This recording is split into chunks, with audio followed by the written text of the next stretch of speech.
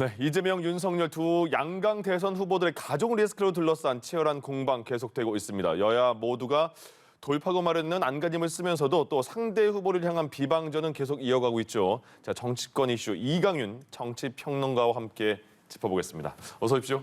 안녕하세요. 예, 먼저 그 양강 후보가 모두 가족 리스크가 지금 불거지고 있잖아요. 예. 먼저 하나하나 살펴보면 김건희 씨 뉴욕대 연수, 이력서에 안양대학교에 내는 이력서에 연수라고 적었습니다. 2006년 연수. 근데 초반에는 뉴욕대 갔냐 안 갔냐의 논쟁이었던 것 같은데 지금은 가되 그게 이력서에 적을 만한 기간인가, 그 내용인가, 예. 가서 뭐 했으며 이런 게 또 나오는 것 같아요. 어떻게 보십니까?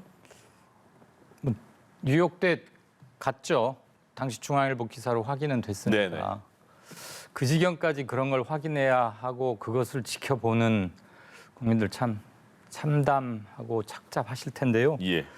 일단 상식적으로 생각하면 우리는 이력서에는 그냥 거기 또 허위로 기재하면 혼난다 그런 귀절도 있잖아요. 예. 잘 있는 대로 쓰는 게 되겠는데 일주일짜리 연수를 과연 거기에 특별한 의미 부여를 해서 쓸 만큼 네. 뭐가 글쎄요. 본인은 어떻게 느꼈는지는 모르겠어요. 그 배우자 김건희 씨는 돋보이고 싶었다. 저는 솔직한 반응이라고 생각하는데 예. 흔히 있는 일은 아니죠. 그리고 뉴욕대 꽤 유명하고 좋은 비싼 대학인 건 다들 아는데 거기서 일주일을 연수를 한들 과연 얼마나 뭘 깊이 있고 심도 있게 대단한 학문적 뭐가 있을지는 솔직히 잘 의문입니다. 예. 아무튼 뉴욕대도 거짓 아니냐 그러니까 그거는 거짓 아니다 이렇게 되어가는 거잖아요. 그런데 그 진위 관계의 일부를 사실이라고 해서 그럼 기뻐해야 하나? 꼭 그건 아닌 것 같아요. 예. 국민들께서 어떻게 보실지. 네.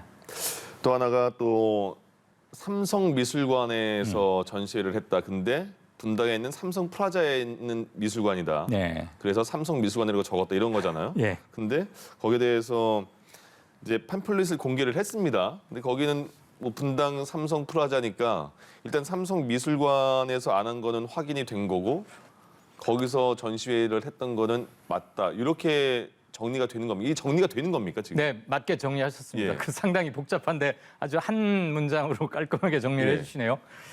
삼성 플라자는 지금은 없는데 제가 그 고장에 사니까 조금 그러세요? 압니다. 예, 예. 지금은 다른 이름으로 다른 그룹사 이름으로 바뀐 백화점인데 네. 예전에는 그 지하철역에 있는 백화점인데 그게 삼성 플라자였대요. 예. 지금은 다른 곳에서 운영하고 있는데 거기 그 어디 무슨 역이죠? 분당 서현역이라고. AK. 네네 프라자군요. 맞습니다. 예. 그런 거 말하면 안 되는 줄 알고 말 안 했어요. 저도 모르겠어요.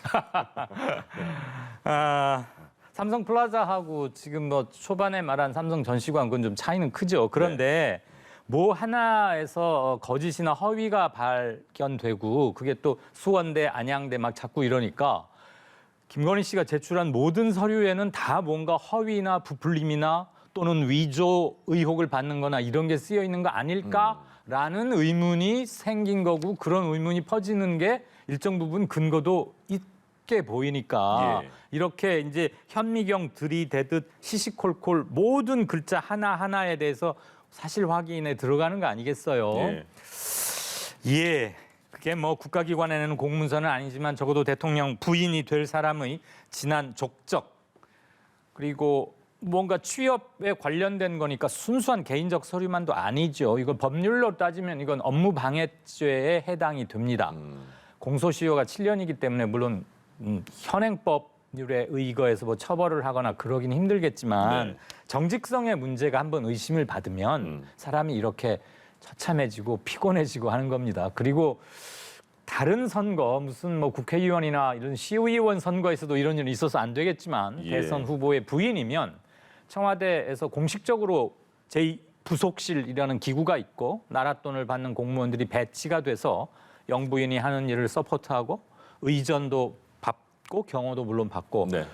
정식 국가 기관의 일부입니다. 그러니까 이 정도 꼼꼼히 들여보는 건 이해가 가는데 제발 어느 지경까지 더 떨어져야 우리의 자존감이 예. 훼손당하지 않을지 그런 것도 좀 함께 생각을 했으면 좋겠습니다. 차라리 본인이나 후보 측에서는 알고 있다면 네. 이러이러한 문제가 있습니다. 앞으로 어디까지 검증을 언론들이 어떻게 할지 공적인 기관에서 지금 검증하긴 애매하지만 만약에 또 나올지 모르겠는데 저는 이러이러한 게 문제가 있었습니다라고 차라리 미리 밝히고 양쪽 다 모두 밝힐 예. 게 있다면 그중에서 정말 국민 정서에 크게 거스를 뭐가 있다면 그렇게 밝히고 설명도 하고 사과도 하고 용서를 구할 일이 있으면 용서를 구하고 하는 게 낫지. 예. 매일매일 뉴스 사이트 들어가서 보기가 제목을 보기가 덜컹덜컹해서야 이게 어떻게 대선이라고 할 수 있겠습니까? 그러네요. 네.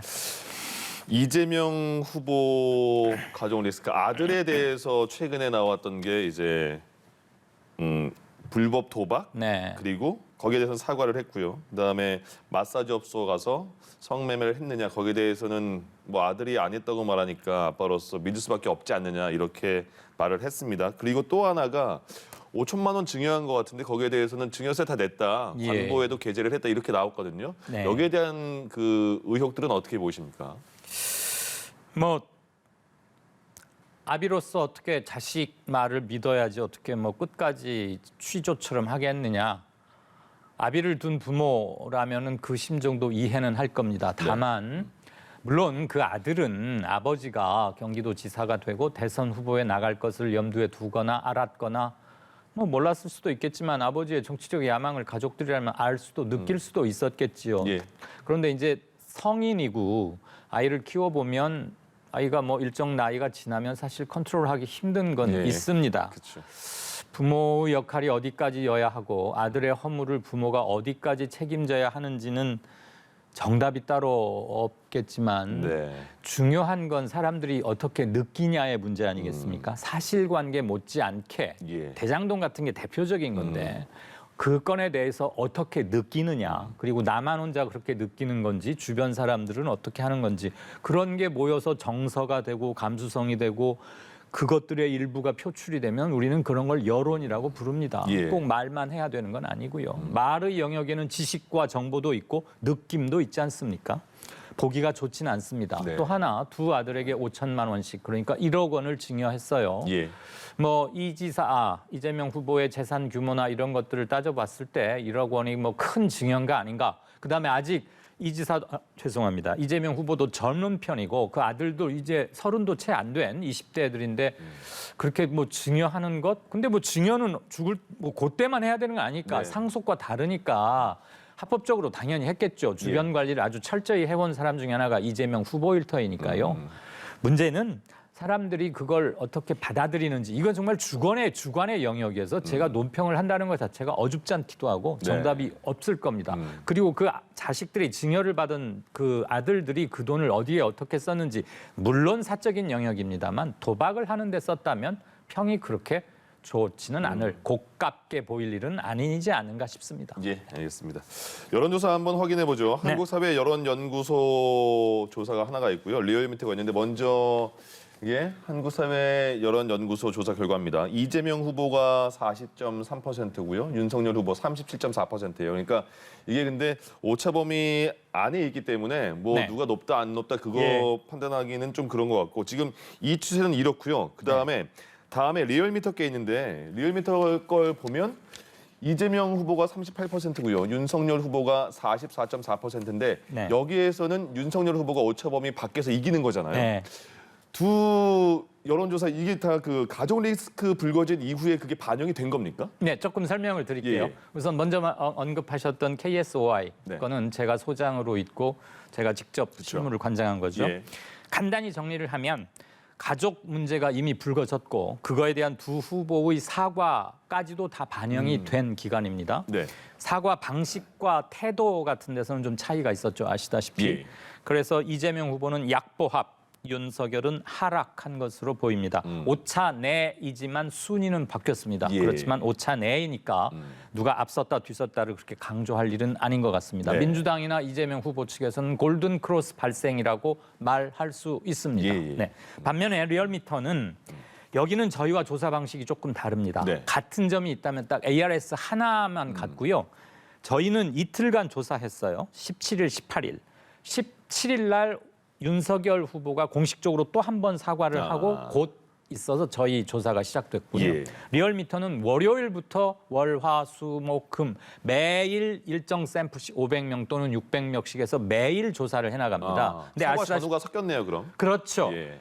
가족 문제가 터지기 전의 여론조사도 있고 네. 가족 문제가 수요일 그리고 목요일 아침 이렇게 불거졌거든요. 김건희 건이 수요일, 이재명 아들 도박 건이 목요일 아침. 예. 그래서 주 초반 건은 가족 문제와 전혀 무관한 것들이고 주 후반부는 가족 문제 플러스 사과 방식 이런 것도 겹쳐 있습니다. 예. 그리고 조사 숫자도 좀 많고요. 그다음에 여기는 유선과 무선을 함께 합니다. 유선 집전화는 아무래도 어르신들, 네. 연세 좀 지긋하신 분들이 받을 확률이 좀 높겠죠. 댁에 예. 머무르는 시간이 기니까 더군다나 요즘 코로나고 하니까 어디 출타를 잘 안 하실 거 아니에요. 네. 그럼 집에서 아무래도 고령자분들이 전화할 확률이 높아진다면 고령자들은 통상 보수당 쪽 후보를 지지할 확률이 조금 높다고 추산하는 건 합리적일 겁니다. 예. 그다음에 전화번호를 추출하는 방식도 저희는 선관위에서 안심번호라는 걸 사다 쓰고요. 리얼미터는 뭐 이곳의 입장이 그러니까 제가 우열을 논하자는 건 아닙니다. 예. RDD라고 해서 컴퓨터에서 전화번호를 추출해내는 생성해내는 프로그램 앱을 씁니다. 그 점은 좀 차이가 있습니다. 알겠습니다. 이제 가족 리스크가 여야 후보들에게 어떤 영향을 미칠까? 그 중에서도 국민의힘 윤석열 후보의 사과에 대해서는 앞에 어떤 조건을 붙이거나 네. 뭐 어찌 됐건 사과합니다 이런 말에 대한 그 비판도 있습니다. 그런데 여기에 대해서 김종인 위원장과 이준석 대표는 민심이 그렇게 충분히 받아들이지 못하는 상황이라면 네. 추가로 사과의 가능성도 있다 이렇게까지 열어놨거든요. 예. 왜 이런 그 언급을 했을까요? 지도부에서. 저는 그 사과 방법이 대단히 잘못되었다는 것을 바로 지금 직접적으로 느끼고 있고 그래서 사과한 지 며칠 안 됐지만 예. 선제적으로 추가 사과라도 하겠다고 미리 저렇게 말을 하는 걸로 보입니다. 이를테면 제가 조금 예. 전에 저희 거 여론조사를 간단히 리포트해드리면서 네. 사과 방식과 태도 등의 여파가 큰 것 같다라고 예. 말씀을 드렸는데 솔직히 말하면 저는 그게 직접적이라고 봅니다. 가족 문제에서 아들의 허물이나 아내의 그런 잘못을 어느 저울이 정확하게 달아서 아내 잘못이 더 커. 아니야 아들이 더 문제야. 이렇게 측량해 줄 저울이 어디 있겠습니까? 예. 다 비슷하게 받아들이는데 사과하는 방식이 너무 달랐어요. 이를테면 사실 여부에 관계없이 뭐 죄송하게 생각한다라거나 내 아내의 이 문제에 대해서는 국민들께 송구한 마음을 갖는 게 맞다고 본다. 남의 얘기하는 것 같잖아요. 자기 아내의 문제이고 넓게 보면 자신의 문제인데 윤석열 후보는 마치 그 부분에 관한 평론가처럼 답했어요. 그건 사람들이 볼 때 아니 무슨 얘기인가? 지금 본인의 얘기 아닌가? 부부 일심동체라는 말도 있는데 네. 그래서 그것도 며칠씩 있다가 예. 처음에는 시간 강사를 무슨 자료 보고 뽑습니까? 다 관행으로 이렇게 소개받고 그러는 거죠. 그러니까 전국에 많은 시간 강사 계시는 분들이 화를 낼만 하지요. 예. 그래서 사과에 이르는 과정도 안 좋았고 사과하는 방식도 좋지 않았습니다. 사과는 명확하게 사유를 명백히 밝히고 사과 대상에게 명확하게 적시하고 짧게 확실하게 하는 것이 진정성을 그나마 확보할 수 있는 길이라고 본다면 예. 그런 점에서 사과는 대단히 문제가 있었다. 그러니까 김종인 위원장이나 이준석 대표가 서둘러서 추가로 할 게 있다면 하겠다 마다하지 않겠다. 예. 한 번이라도 더 함으로써 진정성이 전달이 된다면 지금이 굉장히 위험하다고 보는 것이겠죠. 예. 그 판단이 저는 상당히 맞다고 봅니다. 알겠습니다. 민주당에서는 일부 의원 김남국 의원도 그렇게 표현을 했고요. 먼저 네. 윤석열 후보가 윤석열 그 국민의힘 쪽에서 이재명 후보 아들 의혹을 그 김건희 씨 의혹 상황과 맞춰서 공개를 한 게 공작일 수 있다라는 얘기를 했어요. 그러니까 선대위에서 그렇게 공작설을 계속 말하지 마라 이렇게 단속까지 나왔거든요. 예. 이 상황은 어떻게 된 거예요? 저는 그 지도부의 판단이 맞다고 생각합니다. 예. 공작 무슨 첩보 영화 같은 데 나오는 말이고. 영화 제목도 있습니다. 네. 불행했던 우리 근현대사 박정희, 전두환, 노태우 그 시절로만 돌아가 보아도 네. 공작이라는 것은 대단히 음험한 정치 몰약인 것이고 예. 테러에 가깝죠, 사실. 더군다나 국가기관을 동원해서 하는 것이면 이건 명백한 불법이자 국가기관을 사적 용도로 활용하는 대단히 나쁜 건데.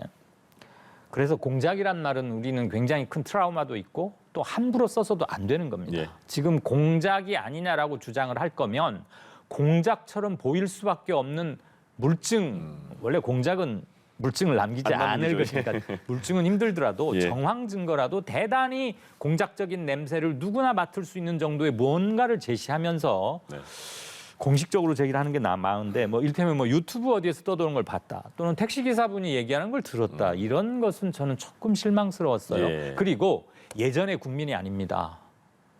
이건 참 중요한 대목인데요. 제가 말씀 꼭 드리고 싶은데 시간 얼마 없지만 네. 촛불 항쟁을 6개월 동안 평화적으로 치렀던 그리고 정치에 큰 변혁을 이끌어냈던 그런 굉장히 성숙한 민주의식을 몇 년 사이지만 아주 확 급성장한 수천만의 민족인 우리 민족이에요. 예. 흔히들 우리를 너무 자해적으로 자학하고 정치적으로 뭐다 이런 말을 하는데 저는 개인적으로 반대하고요. 그래서 이런 얘기가 나온다면 무슨 증거가 있을까? 저거 너무 심한 단어 아닐까라고 물어보는 시민들이 굉장히 많습니다. 그러니까 예. 당 지도부에서도 그런 말 함부로 하지 말자 역공일 수 있다는 것이고요. 그 점은 윤석열 후보 측도 비슷합니다. 네. 윤석열 후보가 처음에 김건희 부인 그 허위 기재에 나왔을 때 이거 기획이다. 민주당에서 기획했다. 선거 지금 개입하고 있다 이랬거든요. 그 조선일보에서 이재명 안을 거는 조선일보고 기획 이것들은 다 언론이나 검증을 통해서 나온 것이지 않습니까? 예. 이 기획 역시도 공작과 크게 다른 바가 아니라면 서로 사용하는 어휘를 정제해서 써야 하고 무엇보다도 눈높이가 엄청 높아진 국민들 무서운 줄 알고 그분들 눈치 잘 살펴서 얘기를 해도 좋을 것 같습니다. 후보 주변에서 충성심 경쟁하듯이 한마디 던져보고 아니면 말고 이런 시대는 예전역에 끝났다고 저는 봅니다. 윤석열 후보 선대위에서 새시대 준비위원회 수석 부위원장을 영입했습니다. 네. 그 페미니스트라고 본인을 이제 소개하는 분이죠. 예. 예전에 녹색당 후보로도 의원 선거에 나왔고요. 신지혜 대표를 예. 영입을 했단 말이죠. 예. 그러면 언뜻 이준석 대표와의 어떤 마찰이 있지 않을까 이런 것도 얘기가 나오고 있어요. 어떻게 보세요 영입에 대해서?